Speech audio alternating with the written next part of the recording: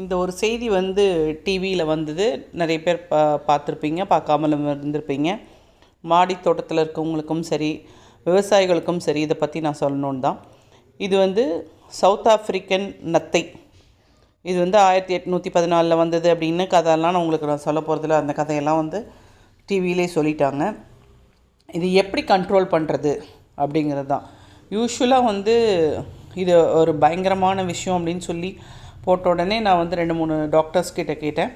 அவங்க கொடுத்த பதில் என்னென்னா, இது வந்து சமையல் பண்ணி சாப்பிடுவாங்க இல்லைங்களா நத்தையை, அவங்களுக்கு வந்து பிரெயினில் போய் அட்டாக் ஆகிடுமா.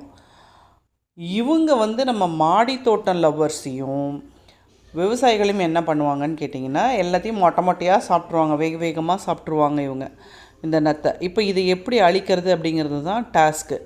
அதை வந்து கையிலையும் தொடக்கூடாதுன்னு சொல்லிட்டாங்க. அதனால காணிக்காக்கா க்ளவுஸ் இல்லை, ஒரு பிளாஸ்டிக் கவரை போட்டுட்டு வந்துட்டாங்க. இதில் சுடுதண்ணியில் நம்ம தசாவதாரத்தில் வந்து ஒரு விஷயம் நடந்தது, ஞாபகம் இருக்குங்களா? அந்த வைரஸ் இருக்கிற இந்த வாயில் வந்து என்ன பண்ணுறது, அது வந்து இதில் உப்பில் போடணும்னு சொல்லிவிட்டு, உப்பு அதிகமாக இருக்கும் அங்கே போடணும், அப்போ அது வந்து செத்து போயிடும்னு சொல்லி கமலஹாசன் அவர்கள் சொல்லுவாங்க. அதில் வந்து பார்த்திங்கன்னா கடற்கரையில் தான் கொண்டு வந்து கடைசியாக வந்து போடுவாங்க. கடலில் அவ்வளோ உப்பு இருக்குது இல்லையா, அது வந்து அதை கொண்டுடுவோன்னு சொல்லுவாங்க.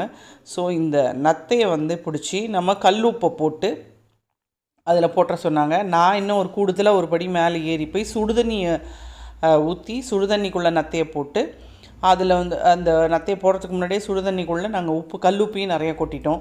ஸோ அதை வந்து காணிக்காக்கா விட மாட்டேன்னு கிண்டுறாங்க. இந்த மாதிரி வந்து நம்ம செய்யலாம்.